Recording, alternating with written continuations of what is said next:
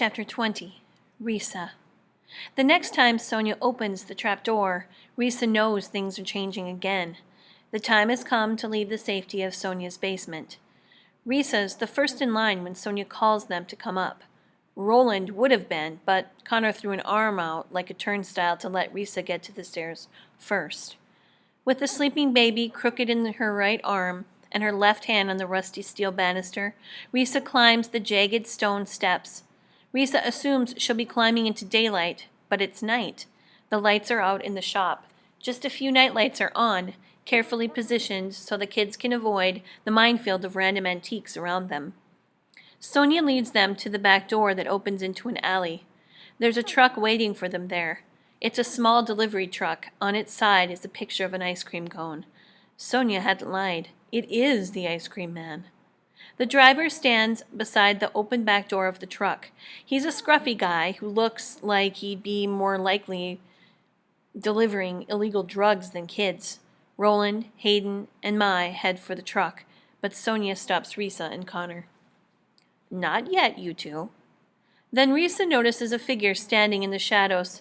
Risa's neck hairs begin to bristle defensively, but when the figure steps forward, she realizes who it is. It's Hannah, the teacher who saved them at the high school. "Honey, the baby can't go where you're going," Hannah says. Reflexively, Risa holds the baby closer. She doesn't even know why. All she's wanted to do since getting stuck with the thing is to get rid of it. "It's all right," says Hannah. "I've talked it over with my husband, and we'll just say we were storked. It will be fine." Risa looks into Hannah's eyes. She can't see all that well in the dim light, but she knows the woman means what she says. Connor, however, steps between them. "Do you want this baby?" "She's willing to take it," says Risa. "That's enough." "But does she want it?" "Do you want it?" That seems to give Connor pause for thought. Risa knows he doesn't want it, and he didn't want it, but he had been willing to take it when the alternative was a miserable life with a miserable family. Just as Hannah is willing to save it from an uncertain future right now. Finally, Connor says, "It's not an it, it's a she." Then he heads off toward the truck. "We'll give her a good home," Hannah says. She takes a step closer, and Risa transfers the baby to her. The moment the baby is out of her arms, Risa feels a tremendous sense of relief, but also an indefinable sense of emptiness. It's a feeling not quite intense enough to leave her in tears, but strong enough to leave her with a phantom sort of aching, the type of thing an amputee must feel after losing a limb. That is, before a new one is grafted on. "You take care now," says Sonia, giving Risa an awkward hug. "It's a long journey, but I know you can make it." "Journey to where?" Sonia doesn't answer. "Hey," says the driver, "I don't got all night." Risa says goodbye to Sonia, nods to Hannah, and turns to join Connor, who's waiting for her at the back of the truck. As Risa leaves, the baby starts to cry, but she doesn't look back. She's surprised to find about a dozen other kids in the truck, all distrustful and scared. Roland's still the biggest, and he solidifies his position by making another kid move, even though there's plenty of other places to sit. The delivery truck is a hard, cold metal box. It once had a refrigeration unit to keep the ice cream cold, but that's gone along with the ice cream. Still, it's freezing in there, and it smells of spoiled dairy. The driver closes and locks the back doors, sealing out the sound of the baby, who Risa can still hear crying. Even after the door is closed, she thinks she can still hear it, although it's probably just her imagination. The ice cream truck bounces along the uneven streets. The way the truck sways, their backs are constantly smacked against the wall behind them. Risa closes her eyes. It makes her furious that she actually misses the baby. It was thrust upon her at the worst possible moment in her life. Why should she have any regret about being rid of it? She thinks about the days before the Heartland War, when unwanted babies could just be unwanted pregnancies, quickly made to go away.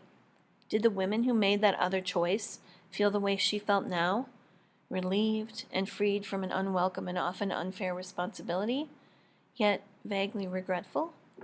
In her days at the state home, when she was assigned to take care of the infants, she would often ponder such things. The infant wing had been massive and overflowing, with identical cribs, each containing a baby that nobody had wanted, wards of a state that could barely feed them, much less nurture them. "You can't change laws without first changing human nature," one of the nurses often said, as she looked out over the crowd of crying infants. Her name was Greta. Whenever she said something like that, there was always another nurse within earshot, who was far more accepting of the system, and would counter with, "You can't change human nature without first changing the law." Nurse Greta wouldn't argue. She'd just grunt and walk away. Which was worse, Risa often wondered, to have tens and thousands of babies that no one wanted, or to silently make them go away before they were even born? On different days, Risa had different answers. Nurse Greta was old enough to remember the days before the war, but she rarely spoke of them. All her attention was given to her job, which was a formidable one, since there was only one nurse for every 50 babies. "In a place like this, you have to practice triage," she told Risa, referring to how, in an emergency situation, a nurse had to choose which patients would get medical attention. "Love the ones you can," Nurse Greta told her. "Pray for the rest." Risa took the advice to heart and selected a handful of favorites to give extra attention. These were the ones Risa named herself, instead of letting the randomizing computer name them. Risa liked to think she'd been named by a human being, instead of by a computer. After all, her name wasn't all that common. "It's short for sonrisa," a Hispanic kid once told her. That's Spanish for smile. Risa didn't know if she had any Hispanic blood in her, but she liked to think she did. It connected her to her name. "What are you thinking about?" Connor asks, tearing her out of her thoughts and bringing her back to the uneasy reality around them. "None of your business." Connor doesn't look at her. He seems to be focusing on a big rust spot on the wall, thinking. "You okay about the baby?" he asks. "Of course." Her tone is intentionally indignant, as if the question itself offended her. "Hannah will give her a good home," Connor says. "Better than us, that's for sure. And better than that beady-eyed cow who got storked."